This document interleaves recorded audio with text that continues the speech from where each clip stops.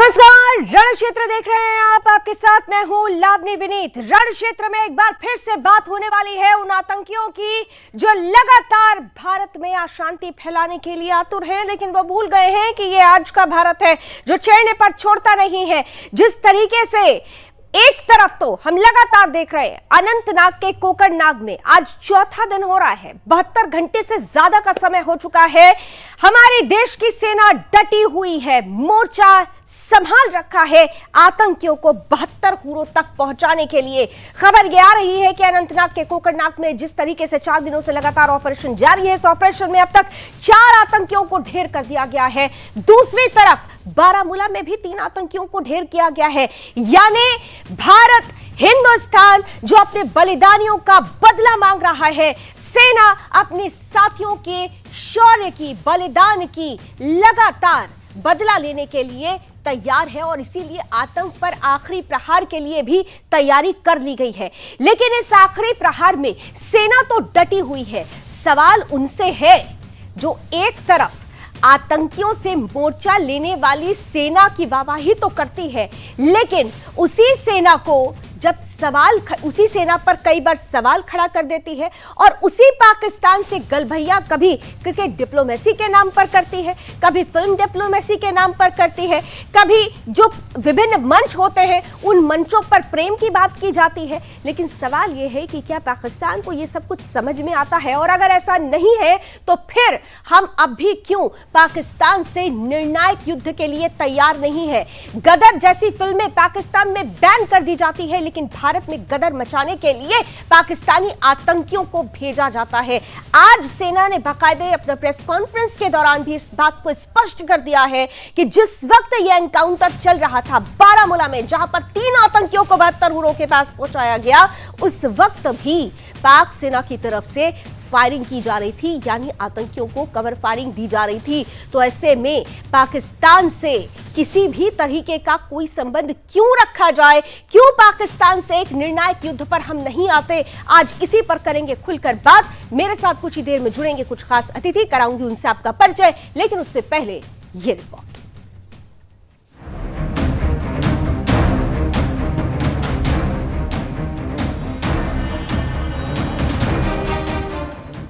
जम्मू कश्मीर में अनंतनाग के जंगलों में बीते 72 घंटों से सेना और आतंकियों के बीच मुठभेड़ जारी है। आतंकियों को उनके अंतिम अंजाम तक पहुंचाने के लिए सेना का ऑपरेशन लगातार जारी है। पूरे इलाके को सेना, सीआरपीएफ और जम्मू कश्मीर पुलिस ने घेर रखा है। पूरे इलाके की ड्रोन से निगरानी की जा रही है। उधर बारामूला में सुरक्षा बलों और आतंकियों के बीच हुए एनकाउंटर में 3 आतंकियों को सेना ने 72 हुरों के पास पहुंचा दिया है। आतंकियों को मुंह तोड़ जवाब देने के लिए सेना ने तो मोर्चा संभाल रखा है, लेकिन सवाल है कि आखिर आतंकवाद की खेती करने वाले पाकिस्तान पर सीधा एक्शन कब होगा, क्योंकि पाकिस्तान 2 मुंहे सांप की तरह सीमा पार से आतंक की फसल भी भेजता है और कलाकार भी। पाक के नापाक बंदे एक और भारत में खौफ का कारोबार करते हैं, तो दूसरी ओर पाकिस्तानी कलाकार भाईचारे की ढपली पीटते हुए फिल्मों में काम करते नजर आते हैं। लेकिन ये एक तरफा भाईचारा सिर्फ भारत ही निभा रहा है, जबकि पाकिस्तान में भारतीय कलाकारों से लेकर भारतीय फिल्मों की भी नो एंट्री का बोर्ड लगा दिया जाता है। हाल ही में रिलीज हुई फिल्म गदर इसका सबसे बड़ा उदाहरण है। एक और तो हम प्रेम की बात करते हैं, तो दूसरी तरफ पाकिस्तान से प्रेम का रिटर्न गिफ्ट भेजा जाता है तिरंगे में लिपटे हुए हमारे वीर जवानों की शक्ल में। लेकिन मजाल है कि हमारे प्रेम में तनिक भी कमी आई हो। हम अब भी आतंकिस्तान से क्रिकेट मैच खेलते हैं, पाकिस्तानी कलाकारों के लिए रेड कारपेट बिछाते हैं और विपक्ष के अवसरवादी नेता बातचीत का राग अलापते हैं, जबकि हर आतंकी हमले में ये बात साफ हो जाती है कि पाकिस्तानी सेना आतंकियों की मदद करती है। आज सुदर्शन न्यूज सवाल करता है देश के क्रिकेटर्स से कि आखिर कब तक सैनिकों की जान के बदले हम भाईचारे के नाम पर मैच खेलते रहेंगे। सवाल पूछता है कलाकारों से कि आखिर कब तक एक तरफा प्रेम की कहानी हम चलाते रहेंगे। सवाल सरकार से, सवाल सिस्टम से कि आखिर कब तक आतंकवाद पर आखिरी प्रहार का इंतजार होगा और सवाल हम सभी को अपने आप से पूछना चाहिए कि आखिर कब हम खुद ही पाकिस्तानी कलाकार और मैच का विरोध करेंगे और अपने देश के वीर सपूतों के बलिदानों का बदला लेंगे। Bureau report, Sudarshan news. आज सुबह तकरीबन 6:40 पर बहुत बुरा मौसम था, बारिश पड़ रही थी और फॉग का माहौल था। हमारे यहाँ रुस्तम बटालियन के हथलंगा एरिया के अंदर एक जो एम्बुश साइटेड था, उसने नोटिस किया कि 3 से 4 टेररिस्ट ये एलओसी क्रॉस करने की कोशिश कर रहे हैं हथलंगा नाला के नजदीक। इमीडिएटली कांटेक्ट एस्टैब्लिश किया गया। ये टेररिस्ट के साथ फायर फाइट तकरीबन 2 घंटे तक चली, 6:40 से लेके 8:40 तक। इस फायर फाइट के अंदर हिंदुस्तान फौज ने यूबीजीएल्स, एमजीएल्स और रॉकेट लॉन्चर्स का इस्तेमाल किया और इस फायर फाइट के अंदर एक टेररिस्ट न्यूट्रलाइज किया गया। इसके बाद जो एम्बुश पार्टीज वहां थी, उन्होंने नोटिस किया कि 2 टेररिस्ट जो कि इंजर्ड हुए हैं, उन्होंने अपनी थोड़ी मूवमेंट बदल ली है। तो उसके हिसाब से एम्बुशेस ने रीसाइड किया और तकरीबन 9:15 बजे फिर से एक सेकेंड फायर फाइट शुरू हुई। ये फायर फाइट तकरीबन आधे घंटे तक के लिए चली, जिसके अंदर की दूसरा टेररिस्ट भी न्यूट्रलाइज कर दिया गया। इसी दौरान तीसरा टेररिस्ट जो इंजर्ड हुआ था, वो पाकिस्तान फौज की पोस्ट जो नजदीक में है, उनके फायर सपोर्ट की मदद में उसने एक्सफिल्ट्रेट किया। इसमें यह चीज नोट करने की जरूरत है कि पाकिस्तान आर्मी की पोस्ट ने इस टेररिस्ट को एक्सफिल्ट्रेट करने के लिए फायर सपोर्ट दिया और हमारी तरफ फायर किया। तो सेना डटी हुई है। सेना अपने आखिरी प्रहार के लिए प्रण ले चुकी है। आतंकियों को पूरी तरह से खत्म करने के लिए मोर्चा बंदी की जा चुकी है, पूरे इलाके को घेरा जा चुका है। लेकिन इन सब के बीच सवाल यह है कि सेना अपना काम कर रही है, लेकिन क्या हम अपना काम कर रहे हैं? जरूरत आकलन की है और इसीलिए इस मूल प्रश्न के साथ ही रण क्षेत्र के आज के पैनलिस्ट से अब आपका परिचय कराती हूं। स्वागत करते हैं। हमारे साथ आज के पैनल में जुड़ रहे हैं जाने-माने डिफेंस एक्सपर्ट है, retired lieutenant colonel Sanjay Kulkarni sir. बहुत बहुत स्वागत है। जय हिंद सर। हमारे साथ इस वक्त इस पैनल का हिस्सा है वीर चक्र प्राप्त retired colonel TPS Tyagi ji. बहुत बहुत स्वागत सर। जय हिंद। और हमारे साथ रण क्षेत्र में पहली बार जुड़ रहे हैं भारतीय जनता पार्टी का पक्ष रखने के लिए रणबीर सिंह पठानिया जी। रणबीर जी, आपका भी बहुत बहुत स्वागत है। आप तीनों के साथ आज की चर्चा की शुरुआत जरूर करूंगी, लेकिन उससे पहले एक छोटा सा ब्रेक मुझे लेना पड़ेगा। लेकिन ब्रेक के बाद बात होगी आखिर उन आतंकियों की जिनको लेकर लगातार सेना डटी हुई है, उन आतंकियों की जिनको लगातार पाक सेना सपोर्ट कर रही है। लेकिन उन्हीं आतंकियों को क्या हम इनडायरेक्टली कुछ ऐसे कदम उठा रहे हैं जिससे उनको सपोर्ट मिलता है? तो अभी भी अनंतनाग के कोकरनाग में गडूल की पहाड़ियों पर सेना ने मोर्चा संभाल रखा है। आतंकियों को उनके आखिरी अंजाम तक पहुंचाने के लिए अभी जो हमारे पास खबर आ रही है उसके अनुसार अब तक 3 आतंकी ढेर किए जा चुके हैं। और ऐसे में अब भी कहा जा रहा है कि 2 से 3 आतंकी इन पहाड़ियों में छिपे हुए हैं। ऑपरेशन अपने आखिरी अंजाम तक धीरे धीरे पहुंच रहा है। लेकिन की चुनौतियां बड़ी क्यों हो गई, आखिर क्या वजह रही, ये सब कुछ समझे उससे पहले आइए जरा जल्दी से एक तस्वीर आपके सामने रखना चाहती हूं।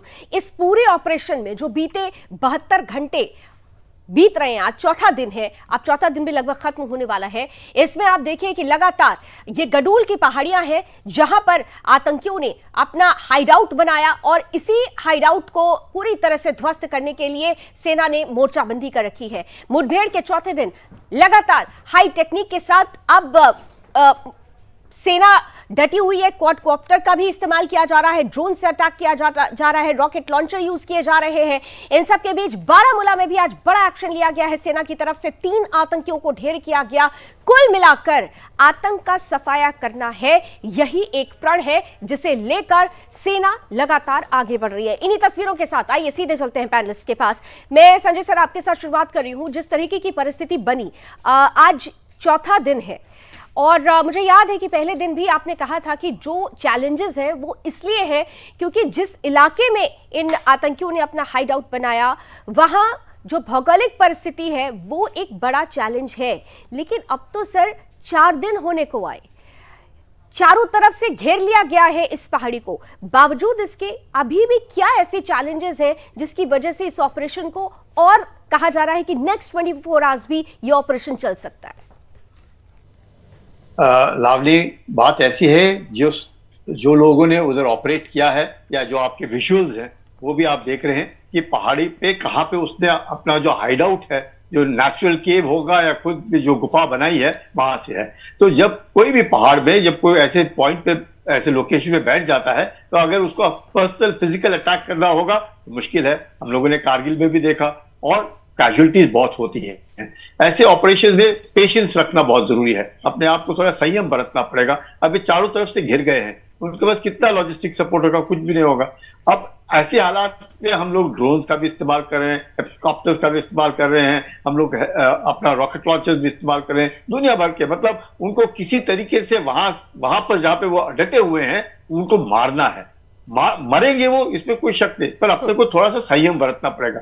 दूसरी बड़ी बात, वहां पे मौसम खराब है, बारिश हो रही है, अब धुंध हो जाती है, एक तरफ खाई है कि आदमी बिल्कुल नीचे चला जाएगा। अगर ऐसे इसमें हम लोग अगर सोचे कि नहीं, हमने इसको आज दिन अगले 24 घंटे में खत्म करना है और मतलब कुछ दिमाग पे लगाना है, सीधा चार्ज करना है, तो नुकसान हम लोगों को होगा। तो वो तो मरने के लिए आए हैं, वो तो मरेंगे, इसमें तो कोई शक नहीं है। पर हम लोगों ने अपने दिमाग लगाना है, अपनी पूरी तरतीब बनानी है और फिर उनको न्यूट्रलाइज करना है। इसमें वक्त लगेगा। ये नहीं है कि वो कोई फॉरेन ट्रेंड है या ये ट्रेंड है, वो मरता क्या ना करता, वो तो फंस गए हैं। उनको तो सिर्फ AK-47 चलानी आती है, उनको और कुछ नहीं आता है, वो इंडोक्ट्रिनेटेड है। और पाकिस्तान जो है वो हर हमेशा इसी का फायदा उठाने की कोशिश करता है कि भारत में अशांति कैसे फैलाई जाए। भारत में जिस प्रकार से G20 के बाद में भारत में एक छवि भारत की बहुत ऊंची हुई है, उसको कैसे आंच आ जाए। इसलिए अभी साउथ कश्मीर में हो रहा है, अभी आप ही बता रही है, नॉर्थ कश्मीर में भी हुआ है, वहां पे उरी में जो 3 आतंकी मारे गए हैं, तो वहां पे सीज फायर का भाई वायलेशन हुआ है,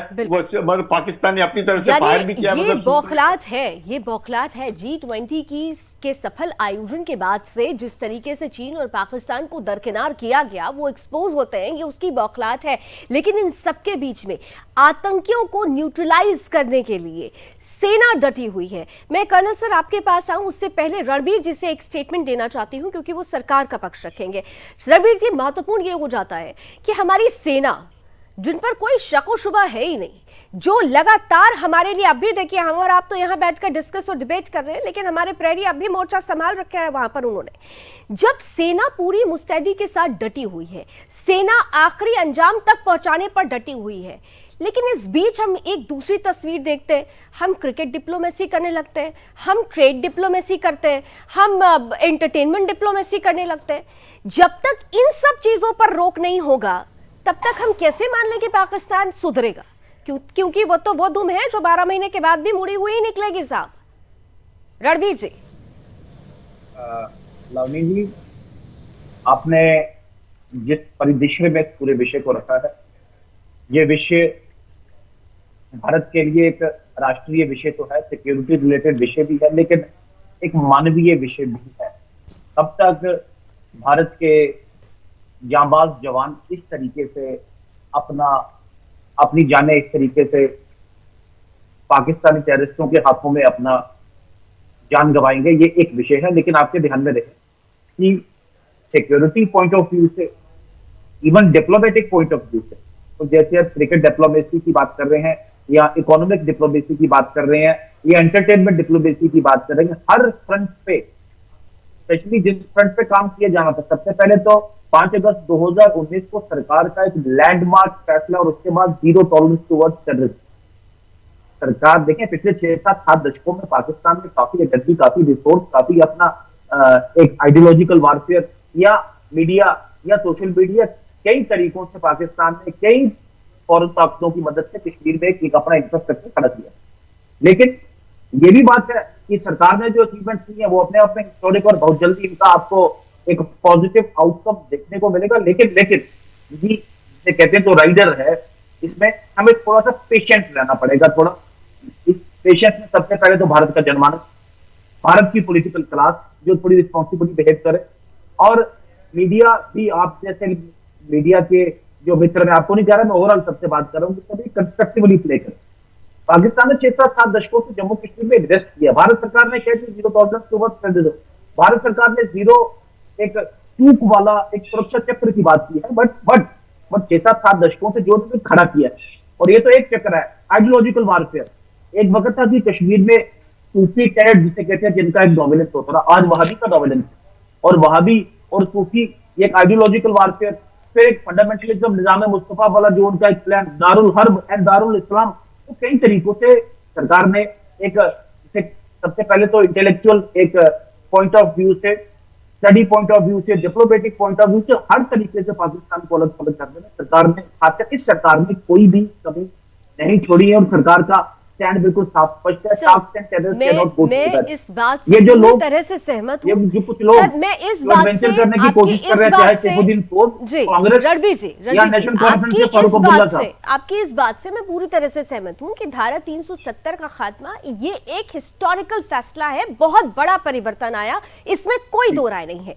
लेकिन उस परिवर्तन के बावजूद अगर हम अब भी देखें कि हमारे सेना के जवान वो बलिदान होते हैं, वो वीर गति को प्राप्त होते हैं, उन्हें हर मोर्चे पर इंतजार रहता है कि हरी झंडी दिखाओ, वी आर रेडी। वो तो दुश्मन के गढ़ में जाकर उनको जिस तरीके से सबक सिखाते हैं, हमने सर्जिकल स्ट्राइक, एयर स्ट्राइक में देखा है। तो ऐसी परिस्थिति में ये जो बार बार इनका आतंकियों का सर उठा लेना, पाक की तरफ से आज भी देखिए कि उनको कवर फायर देना, इस तरीके की परिस्थिति में जब हम क्रिकेट खेलने लगते हैं, जब हम फिल्मों की बात करने लगते हैं, जब हम एंटरटेनमेंट मंच पर देखते हैं, ट्रेड के मंच पर देखते हैं, मैं दोबारा इन चीजों को इसलिए दोहरा रही हूं क्योंकि वहां पर भी निर्णायक युद्ध लड़ने की जरूरत है। इसीलिए मैंने ये मुद्दा रखा। मैं चाहती तो किसी भी विपक्ष को यहां बुला लेती और ये तू मैं वाली बहस बहुत अच्छी सी हो सकती थी, लेकिन हम चाहते हैं कि एक सार्थक समाधान निकले। इस पैनल में 2 वेटरन सोल्जर्स हैं, बड़े ओहदे पे हैं, बड़े पद पर रहे हैं, और once a soldier is always a soldier. उनकी बात को आप लोग समझने की कोशिश कीजिए। मैं आपके पास आती हूँ रणबीर जी, उससे पहले क्योंकि कर्नल सर भी हमारे साथ जुड़े हुए हैं, टीपीएस त्यागी जी हैं हमारे साथ। टीपीएस त्यागी जी, महत्वपूर्ण ये है कि आज भी देखिए कि प्रेस कॉन्फ्रेंस में बाकायदा ये बताया गया है कि एक तरफ तो हम मोर्चा संभाल रहे थे, हमारी सेना मोर्चा संभाल रही थी, दूसरी तरफ आतंकियों को पाक सेना वो कवर फायर दे रही थी। यानी ये स्पष्ट है कि पाकिस्तान स्पॉन्सर्ड टेररिज्म में पाकिस्तान सेना का, आईएसआई का सीधा हाथ है, ये किसी से छिपा नहीं है। कुछ दिन पहले आपने कहा था आतंकियों को मार गिराना ये बड़ी बात नहीं है, हम ये देखें कि हमने वहां की पाक रेंजर्स में से कितनों को ठोका, ये इंपॉर्टेंट होगा। कर्नल सर जी, देखिए पाकिस्तान ने कवरिंग फायर दिया, यानी कि जो सीज फायर समझौता कर रखा है उसको तोड़ा। हम मानते रहे उसे। अटारी बॉर्डर पे इतनी मिठाई दी जाती है कि कई किलोमीटर तक चाशनी की महक को आप महसूस कर सकते हैं। क्रिकेट खेला जाता है, रेड कारपेट बिछाया जाता है। अब आज का सिपाही दरअसल में 1947 जैसा कम पढ़ा लिखा सिपाही नहीं है। वो अपने मोबाइल में अपने नेताओं के आचरण और भाषण को देखता भी है, तोलता भी है। वो ये कहता है कि मैं अगर लड़ाई लड़ रहा हूँ, मैं सरहद पे हूँ, मुझे ये नहीं मालूम कि कल का सुबह देख पाऊंगा या नहीं देख। पाकिस्तान के साथ प्यार, मोहब्बत, यारी, भाईचारे की बात हो रही है और मैं लड़ रहा हूँ। ये कहाँ का न्याय मेरे देश में? चुप रहूं तो आत्मा अंतर में रोती है और बोलता हूं तो बड़ी तकलीफ होती है। मैं गवाऊं प्राण अपने, इसलिए अब ये सवाल उठता है, ये कहाँ का न्याय मेरे देश बोलो। तो मेरा पहला पॉइंट तो ये है कि इसमें कोई संविधान संशोधन की आवश्यकता नहीं है, इसमें पार्लियामेंट बहस की भी आवश्यकता नहीं है। ये इशू ऐसा है कि एक इशू में एक झटके में कहा जा सकता है no match, no diplomacy in the film जगत, राइट फ्रॉम टुडे ऑनवर्ड्स। जब होगी दोस्ती तब की तब देख लेंगे, लेकिन आज की तारीख में जब जवान मर रहे हैं तो ये नहीं चलेगा। एक बात।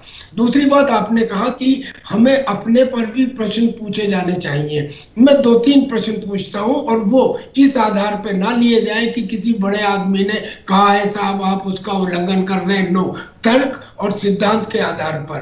पहला प्रश्न तो ये है कि अगर मान लीजिए 5 आतंकी ढेर हो भी गए तो कौन सा बड़ा काम हो गया? इतनी बड़ी सेना जा रही है, 5 लाख से ज्यादा कश्मीर में तैनात हैं, वहां पे पैरामिलिट्री सब है, वो जाए। अगर मान लीजिए 5 बॉर्डर एक्शन टीम के रेंजर्स उनको खतरनाक मानी जा सकती थी, आतंकी तो मरते और पैदा हो जाएंगे। तो आतंकियों को मार के ये कह देना कि हमने बदला ले लिया, बदला नहीं माना जाएगा।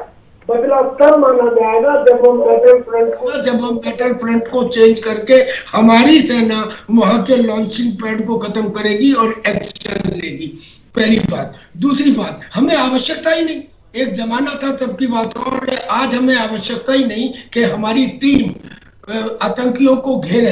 हमारे पास ड्रोन है, हालांकि ये जो हेरोन ड्रोन है ये तो मीडियम एल्टीट्यूड का ड्रोन है, हमें वहां पे हाई एल्टीट्यूड के ड्रोन इस्तेमाल करें, और ड्रोन से हमको बाकायदा कोऑर्डिनेट मिल जाते हैं जहां पे ये लोग छुपे हुए हैं।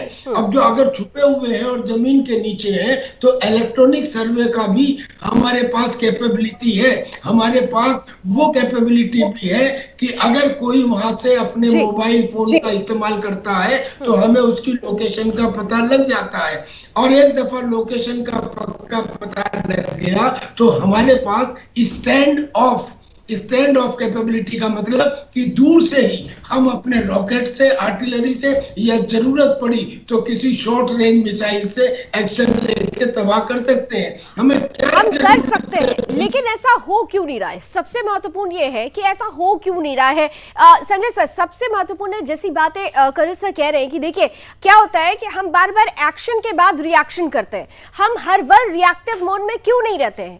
जो परिस्थिति बन रही है वो परिस्थिति हमें बार बार बताती है कि भाई वो आते, हम 4 बार उनके आतंकियों को मारेंगे, वो थोड़े दिन शांत हो जाएंगे, फिर हफ्ते भर के बाद ऐसा कुछ होगा, फिर 2-3 आतंकी आएंगे। मतलब हम हर पॉइंट पर ऑफेंसिव क्यों नहीं होते?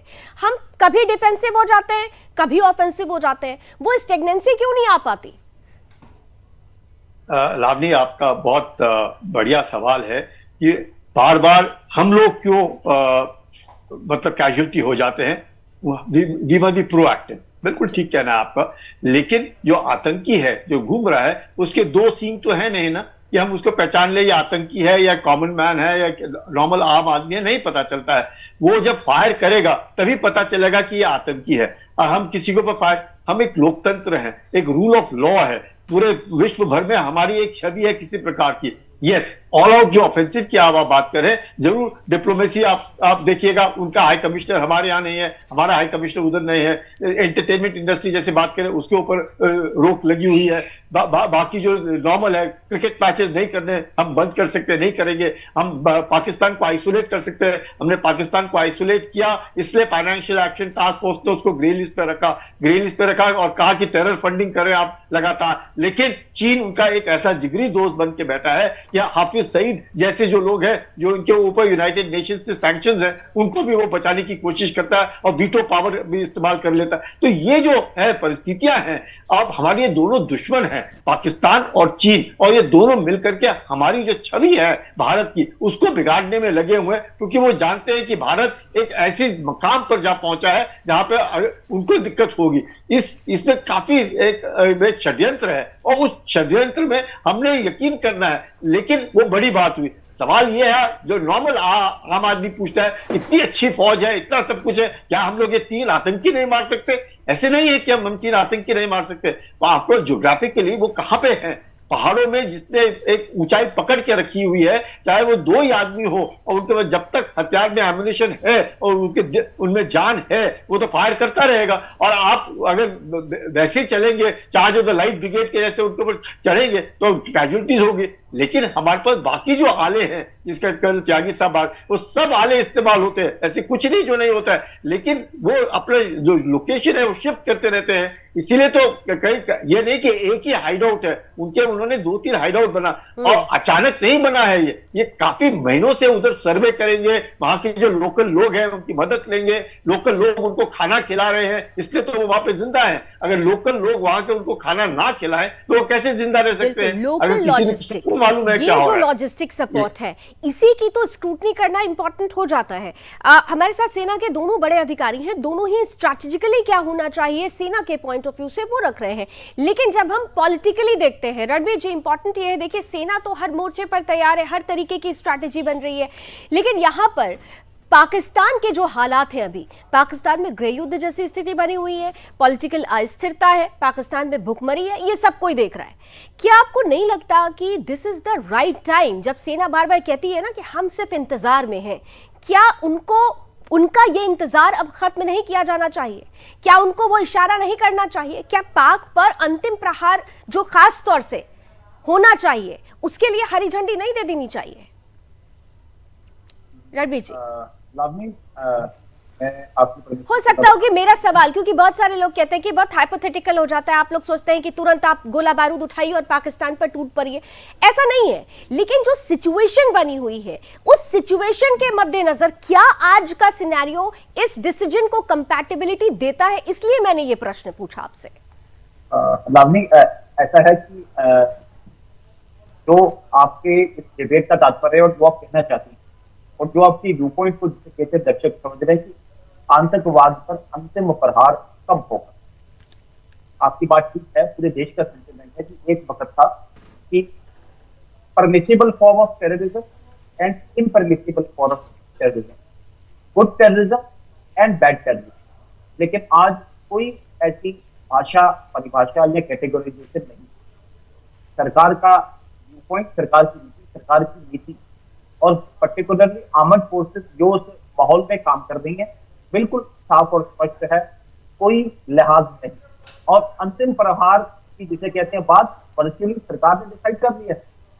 जम्मू कश्मीर से आतंकवाद को लॉक स्टॉक एंड बैरक, बोरिया बिस्तरा समेत गोल करके वापस भेजना है। लेकिन मैंने आपको कहा कि थोड़ा सा सब्र, संयम, विश्वास और थोड़ा सपोर्ट भारत के जनमानस को, राजनेताओं को, पॉलिटिकल पार्टीज को, प्रेशर ग्रुप्स को और जितने भी जिसे कहते हैं थिंक टैंक, और सबसे मैंने कहा कि आप मीडिया के लोग, लेकिन अगर आप पॉलिटिकल पार्टीज को सोचते हैं कि इस तरीके का सपोर्ट आपको मिलेगा, तो आई डोंट थिंक सो कि कभी भी एक मंच पर यूनानिमस वॉइस ही आ पाएगी। यहाँ पर तो ऐसी भी पॉलिटिकल पार्टीज है जो कहते हैं कि पाकिस्तान से बात करो, तो हाउ कुड इट पॉसिबल आप सोच रहे हैं कि एक डिसीजन, एक तस्वीर अपने आप आ जाएगी? मैं बड़े संक्षिप्त शब्दों में बोलूं, मैंने पहले भी कहा कि इसकी भर्त्सना करते हैं कांग्रेस के नेता साहब, उन्होंने क्या कहा, और फारूक अब्दुल्ला साहब, अभी उनके कब्र को मिट्टी भी नहीं दी गई थी शहीदों को, और फारूक अब्दुल्ला ने उस पाकिस्तान से बातचीत की बात कर दी। ये अपने आप में I.N.DI अलायंस के ऊपर बहुत बड़ा सवाल है, तो बात ना करते, अब आपने कहा प्रोटेक्ट नहीं करना है। मैं विषय पे आ जाऊं। सबसे पहले कश्मीर में एक ये जो आइडियोलॉजिकल वारफेयर जो लोग पीछे से करते थे, और उस मीडिया के हाउस, रिस्पेक्ट मीडिया के हाउसेस भी कहते हैं, इस तरीके का एक यूनिफिकेशन, इंडोक्ट्रिनेशन चलाने की कोशिश करते हैं। सरकार ने उन पर बिल्कुल छूट किया है। हवाला चैनल पे कश्मीर में पैसा लाना और पैसे का यूज करना ऑलमोस्ट नेक्स्ट टू इम्पॉसिबल है। इसके बाद डिप्लोमेटिक फ्रंट और इकोनॉमिक फ्रंट पे भी पाकिस्तान साइडलाइन और मार्जिनलाइज करने की और सरकार से भी कदम लिए गए। मुझे लगता है इसमें कोई कसर, कोई जिसे कहते हैं कोई अभी शेष रखियों की बात है, बाकी परमिसिबल या इनपरमिसिबल रहे। हर मंच पे, हर प्लेटफॉर्म पे सरकार ने टेररिज्म वाले पाकिस्तान को बिना लिहाज किए, बिन लिहाज, और एक ऐसे कदम उठाए हैं पिछले वक्त में जिन्होंने वर्चुअली ग्राउंड पे रिजल्ट भी दिए, जिस सब का नतीजा है कि जम्मू कश्मीर में ये ना सिर्फ सरकार या भारतीय जनता पार्टी नहीं बल्कि इंटरनेशनल कम्युनिटी मानती है कि जम्मू कश्मीर में एक जमीनी सतह पर जिसे कहते हैं बदलाव नजर आया है। Record number of tourist Jammu Kashmir में, G20 का समिट जम्मू कश्मीर में, पीसफुल समिट, एक बहुत बड़ी अमरनाथ यात्रा जिसे कहते हैं जम्मू कश्मीर में। अनडाउटेडली सर, अनडाउटेडली ये सारी चीजें हुई है, बिल्कुल सर, ये हुई है, और दुनिया इसका लोहा मान रही है सर, दुनिया भारत का लोहा मान रही है, और दुनिया देख रही है कि बदलाव आया है जम्मू कश्मीर में।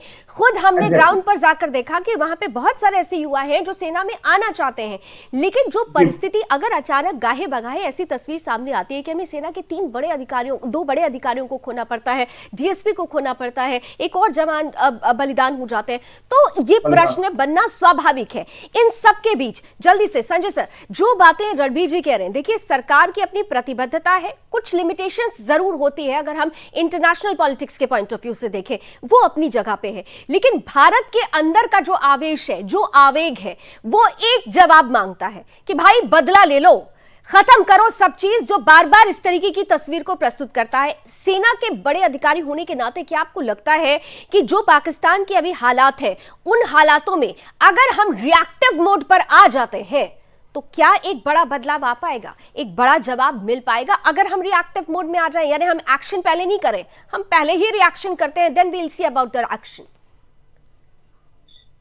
लावनी, बात ऐसी है, इसमें कोई शक नहीं है कि हम पाकिस्तान के बरखिलाफ जा सकते हैं, पाकिस्तान को बर्बाद कर सकते हैं, पाकिस्तान को तोड़ सकते हैं, सब काबिलियत है हमारे। पर हमारे अंदरूनी भी ऐसे लोग हैं जिनको हम लोगों ने संभालना है और यकीन करना है कि हम सब एक प्लेटफॉर्म पर हों। और जहां तक बात करनी है कि हम रिएक्टिव मोड में आ जाए, जैसे आप कह रहे हैं कि लड़ाई हो जाए और उसको खत्मा कर दे, अब आप समझ लीजिए जो चीन है वो पाकिस्तान के अंदर है, गिलगित बाल्टिस्तान के अंदर है। वो जो ग्वादर पोर्ट बना रहा है और वो जो पूरा काराकोरम हाईवे ला रहा है खुजरा पास से लेकर के, वो गिलगित बाल्टिस्तान से होता हुआ ही जा रहा है। यानी कि गिलगित बाल्टिस्तान में शख्सदम घाटी जो 1963 में पाकिस्तान ने चीन को दी, अब तकरीबन मैं कहूंगा कि गिलगित बाल्टिस्तान के अंदर पाकिस्तान तो है, जो वहां के बाशिंदे हैं वो पाकिस्तान के बरखिलाफ खड़े हैं और चीन वहां पे जाकर के बैठा है, अपने रास्ते बना रहा है। तो ऐसे हालात में थोड़ा सा हम लोगों को संयम से लेना पड़ता है। गिलगित बाल्टिस्तान है जहां पर आजादी के नारे भी लगते हैं, जहां पर पाकिस्तान से आजादी के नारे लगते हैं, जो भारत में मिलने के लिए आवाज उठती है, ये वही गिलगित बाल्टिस्तान है। तो हम इस आवाज को क्यों फिर नजरअंदाज करते हैं? हम एक आवाज तो सुनते हैं, हम दूसरी आवाज को क्यों नजरअंदाज कर रहे हैं? प्रश्न तो ये भी है। कर्नल सर कुछ कहना चाह रहे हैं जल्दी से। जी सर, मैं ये कहता हूं कि शिकायत तो कमजोर लोग करते हैं।